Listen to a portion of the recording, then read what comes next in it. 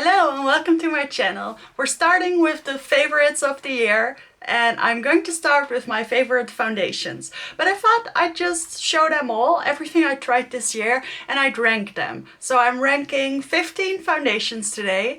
All of them I tried for the first time this year.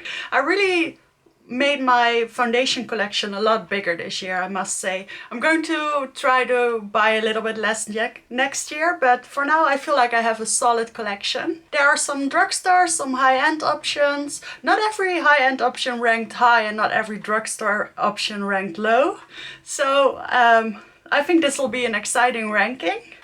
Not all these foundations were released this year. Some of them I just tried this year. But I did notice that a lot of the foundations that ranked on top were released this year. A lot of them. So before I get into it, I want to thank you so much for clicking on my video. My name is Cecile. I'm 28 years old. I live in the Netherlands. I try to upload 2 to 3 times a week with makeup related content. And if that sounds interesting to you, then please consider subscribing. Also, if you're curious what I'm wearing on my face, it's all over my teeth apparently. It's really a very simple look. I just had to get ready for this video and I thought I'd center it around lipstick. And also I'm looking a little bit extra pale because I'm filming in the dark and my lighting situation is not perfect. But since we're just talking today, I thought it was alright. It really was a very gloomy day today, so.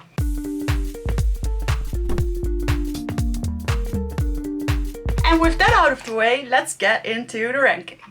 At number 15, I have a bit of a controversial pick. I also have a very controversial pick for the first one, but actually also for the last one. So this is a foundation that was very popular and made popular by Tati. It was one of the first things she decided to review, and I think it was already released a couple of months earlier in my country, which is the Netherlands. And so I already tried it and I already gave it a bad review, but I decided to give it a proper test when she did her review. And I'm talking about the Catis True Skin Foundation. It's supposed to be a hydrating foundation, it's supposed to be long wearing, it's supposed to be medium to high coverage with a comfortable skin feeling. Well, I can agree with the coverage level. This is actually a pretty full coverage foundation very easily. But this just makes my skin look so bad. I don't know what it is. I have some foundations in this ranking that looked good on pretty much no one. That pretty much no one enjoyed. And that still are my favorites. And this is one that is everyone's favorite and I just can't seem to make it work for me. I'll do little swatches of everything, but I don't have clips of them on my face or anything. But this just makes my skin look so old and oily and disgusting. It's really, I did a TikTok using it and I had a couple of zits on my face, not extreme ones, but still, and they looked like actual like mountains on my face. It was just so ugly.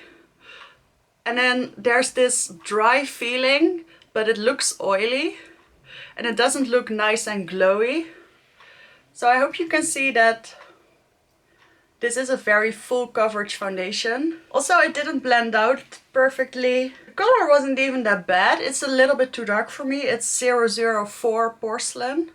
It's so thick and it just felt disgusting on my face. I don't know how else to put it. And I guess the bottom 3 were all pretty bad for me, but this one in particular I don't ever want to wear again. I'm going to see if I can find a second home for it, because after this video there's really no need for me to keep it around. Now I'm very sorry for Catrice, but there's actually another Catrice foundation that's ranking very low, because at number 14 I have the Catrice HD Liquid Coverage Foundation. This was not released this year, but I did try it for the first time this year. It looks a little bit better on me than the previous one because it doesn't look as oily, but it looks just as thick and just as nasty and just as emphasizing. It's also pretty high coverage, which is okay.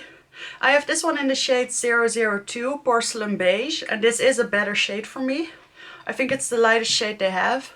It comes with this little dropper, so it's a pretty liquidy foundation. I think if I hold my hand like this you can see what I'm doing. So yeah, immediately I feel like this one is a lot better. It's thinner than the other one. It just dries a little bit too much. And therefore it feels thick, but it's definitely not as thick as the previous one. Maybe I won't swatch all of these. I'm not sure how helpful these swatches are. If you, by the way, want to see any of these foundations in action in the coming weeks, then just leave a comment and I'll do a video using it. Alright, we're still in drugstore territory because at number 13 I have an Essence product. I have the Hello Good Stuff Tinted Beauty Cream. I had this in the shade Light and it's pretty dark. But I can make it work. All of these foundations, I'm really not judging on the color. It's only when, no, actually not at all. The best colors are not necessarily on top. This is just not my kind of product. I like skin tints because they're thin enough and they usually set down a little bit more. But I don't really like tinted moisturizers because they feel so thick on the skin. They actually make me feel a lot like this foundation, only with a lot less coverage. So this foundation I guess it's a tinted moisturizer or a tinted cream. It's just, oh yeah, this one also has that weird scent. This one is pretty thick. And I guess it's very similar to the Catrice True Skin foundation, only with a little bit less coverage.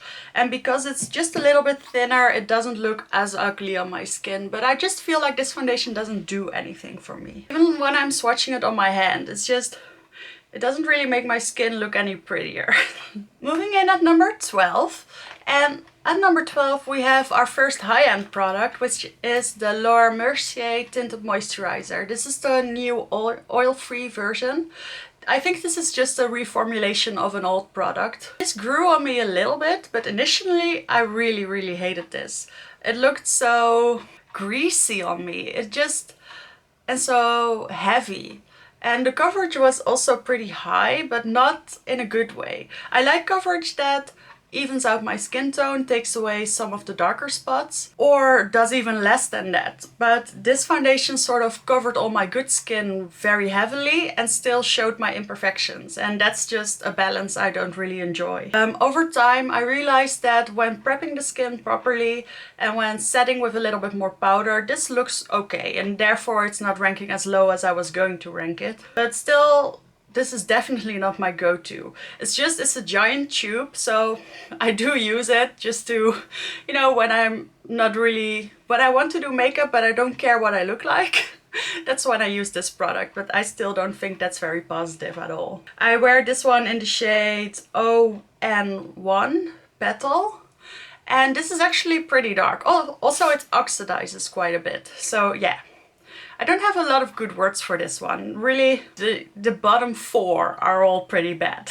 Now we're moving into the territory of the it's okay, but you need to work with it. At number 11, I have something that probably no one is going to recognize, which is the DA Face foundation. DA is at least as far as I know, it's a Dutch drugstore brand.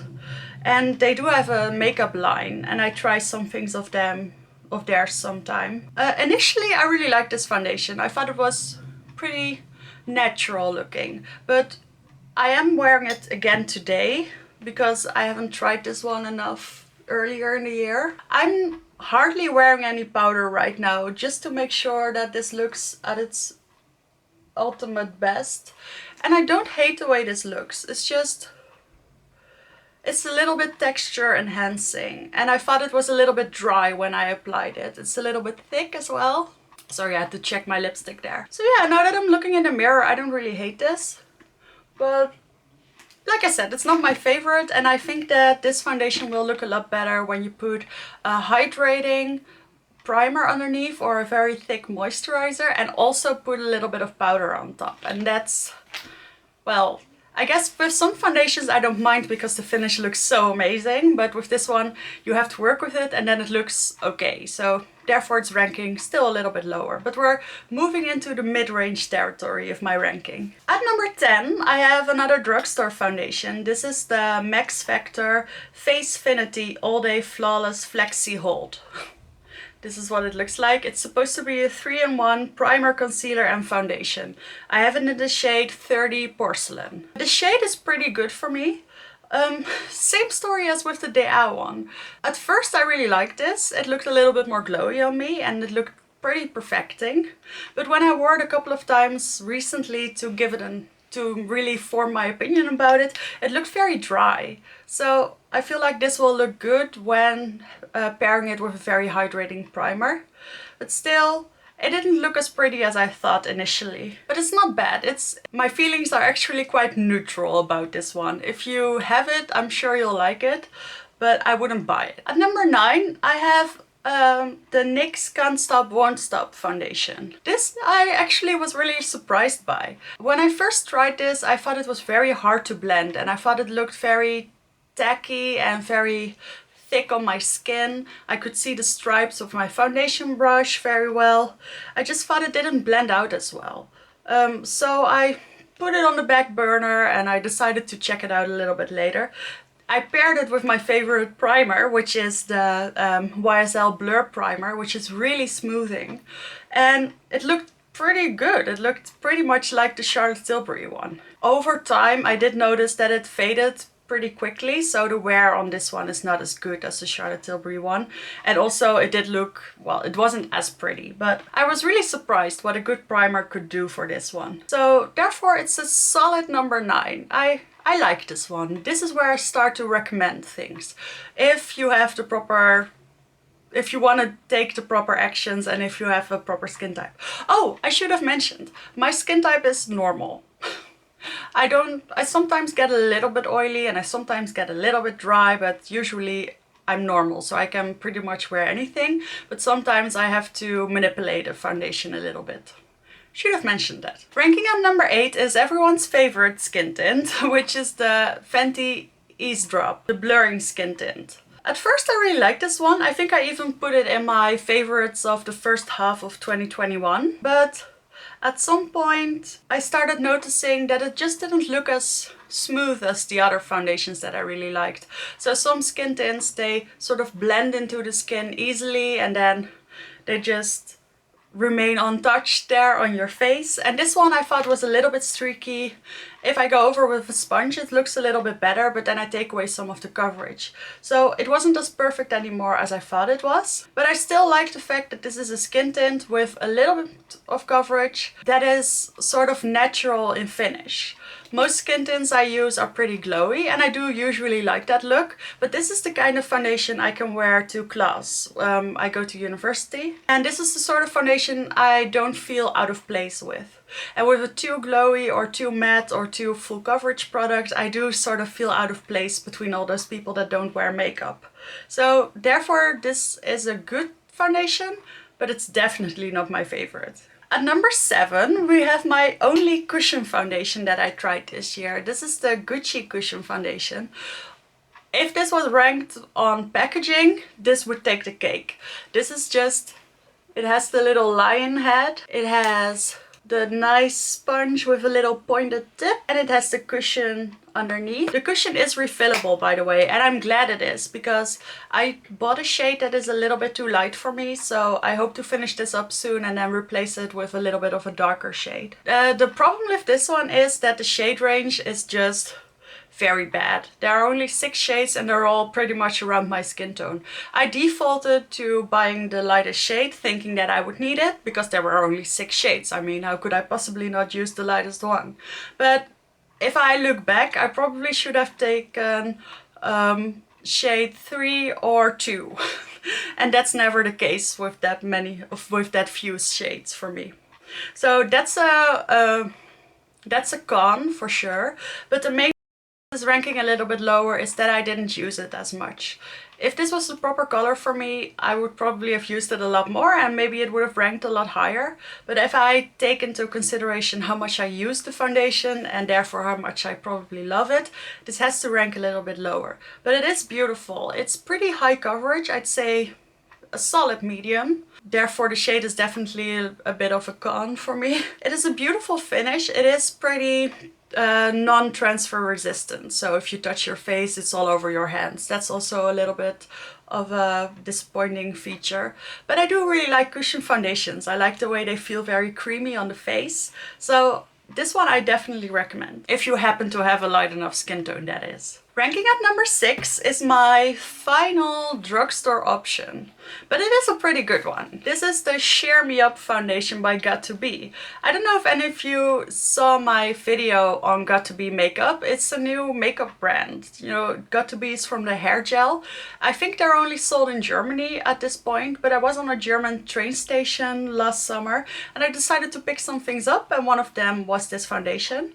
And this looks amazing on me. It's a skin tint. It's pretty low coverage, but it looks sort of effortless and it has a little bit of sheen, but not too much. And this would actually beat out my Fenty in a heartbeat, except for that it doesn't wear as well. So after, I think maybe 4 hours, it's already starting to seep into my fine lines, into my smile lines, and it just doesn't look as good anymore. But if I have something quick and I'm only going to be busy for a couple of hours, this is one I usually pull out. Also, I really like this packaging with the pink and the mint color. Yeah, the shade range of this one wasn't perfect either, but it was better than the Gucci one.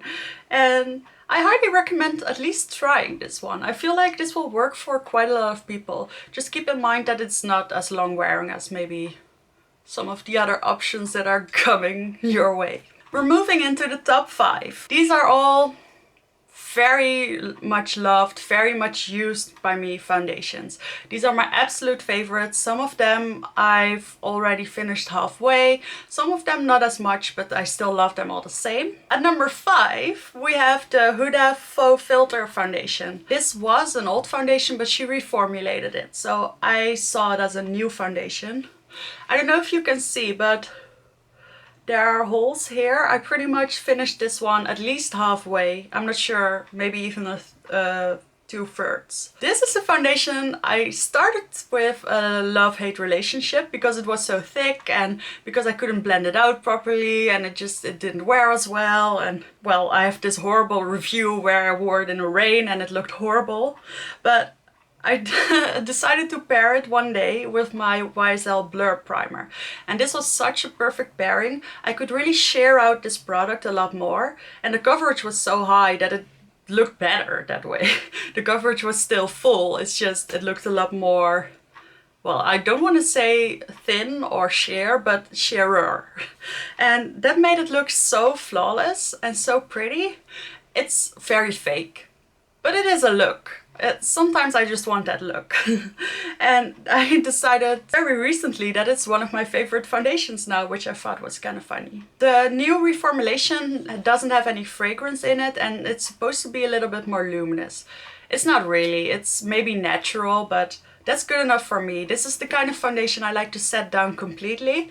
And then, like I said, I'm going for a faux full look. I'm not going for anything casual or natural with this one, but I know what I'm getting into when I use it. And I really like it for those occasions. At number 4, I have a classic from Charlotte Tilbury. This is the Airbrush Flawless Foundation. This one would probably take number 2 or 3 in the packaging category. This one, it looks like I haven't used it as much, but you only need a tiny bit of this one and it spreads out very far. I tried this with the Hollywood Flawless filter underneath, and for some reason those two don't really pair well together. I find that I get streaks and fingerprints and stuff on my face when I do that, but it does match well with other liquid illuminators, and I really like combining it with those. This is sort of a workhorse foundation. Unlike the Huda, you don't really need anything with this. On bare skin, even without moisturizer, this looks beautiful. It does blend out perfectly, but it does look even better when you put something of a moisturizer and a liquid illuminator underneath. This is a very bland foundation, but it does have a very beautiful velvety finish. So I feel like you can manipulate this one any way you want. And it's very reliable, very full coverage, and it lasts a very long time. Also, the color is very good for me. I'm wearing the shade 1 Neutral, and it's such a perfect match for me that I find myself reaching for this one, not when I want a natural day, but when I want to still be able to go out in public, but have a full coverage base. That's when I reach for this one. We're moving into the top 3. At number 3 I have my most unexpected foundation. This is the Dior Forever Natural Nude Foundation. I have it in the shade 1N, and at first I thought it was way too dark for me, but now I'm starting to realize that a too pale foundation does look a little bit weird on me. So I decided that the color is actually good for me, even in the winter. I just have to take it down and smear it out of my neck a little bit. When I first reviewed this one, I thought it was very shiny. And it was. After like 8 to 10 hours, it got pretty shiny. But later on I decided that I really like shiny foundations. And that this was most of the time a little bit more natural. So this is a perfect neutral foundation. It works beautifully, it looks beautiful, but it's not a very high or low coverage. It's not very shiny or matte. It's very in the middle ground, and I like it for that. I need more of those foundations. My foundation buys have all been very low or high coverage this year, and this is a nice medium coverage, I think. Maybe light to medium. Yeah, I've really been enjoying this one. On days when I don't really know what foundation to wear, I usually default to this one. Ranking at number 2 is my favorite full coverage matte foundation. This is the Guerlain L'Essentiel Haute Perfection foundation. This is supposed to be 24-hour wear. This is the counterpart of their glowy L'Essentiel foundation that they came out with a couple of years ago, but this one is new. First of all, this packaging is also really beautiful. I think this would be my number 2 and the Charlotte Tilbury would be my number 3. This is my all-time favorite matte full coverage foundation. For a matte full coverage foundation, it looks pretty natural. This I have actually also worn to class quite a bit and I didn't feel really out of place, but I still felt really perfected. So I sort of like two kinds of foundation. I like the more natural or really glowy foundations, and I like the more full coverage matte foundations. And this is definitely my favorite in that category. The thing is, it was my favorite foundation, but over the last couple of months, I've come to realize that if I have to choose between those two categories, I go for a very glowy foundation. And there's one that also has quite a bit of coverage that just looks amazing for some reason. At least I feel like it looks amazing on me, which I hope doesn't sound too braggy, but I just really love this one, okay? So at number 1 is the Huda Beauty Glowish Skin Tint. This is the Multi-Dew Skin Tint. Glowish is the daughter brand of Huda Beauty. Can you see how much I've used this one? I feel like I've used 2/3 of this one, and it came out in June, I think. I already loved this one the first time I applied it, but I only started loving it more. It's so perfecting. And because of all the shine, it doesn't even look like you're wearing a ton of foundation. It just looks like you have very shiny skin with a little bit of foundation. It doesn't look like nothing, but it doesn't look like a very full coverage foundation. But since it is a Huda product, even though it's the glowish line, it's still pretty full coverage. So this one I will swatch, because the perfect thing about this is that it's glowy without being oily. This one is glowy because of the little pearl pigments that are in it. I have to say the shades run a little bit dark. This is the lightest shade and it's definitely a little bit on the deep side for me. But I can make it work, and because it's so shiny it doesn't really matter. But you can see it's almost like a highlighter. And I've heard a lot of people who only like this mixed with other foundations, like the Fenty Blurring Skin Tint. And I can imagine why that is. It's not the foundation you're going to wear if you are having a lot of breakouts. But I still feel like that if I have 1 or 2 breakouts, this looks pretty good on top of it. For some reason, my skin likes this foundation and it's my absolute favorite. I've been wearing it even in the winter. I didn't expect to. I expected to have my L'Essentiel foundation or the Dior on top, but no. It's the Huda Skin Tint. So I hope you liked my ranking video. Thank you so much if you watched it all the way to the end, and I look forward to sharing my next video with you.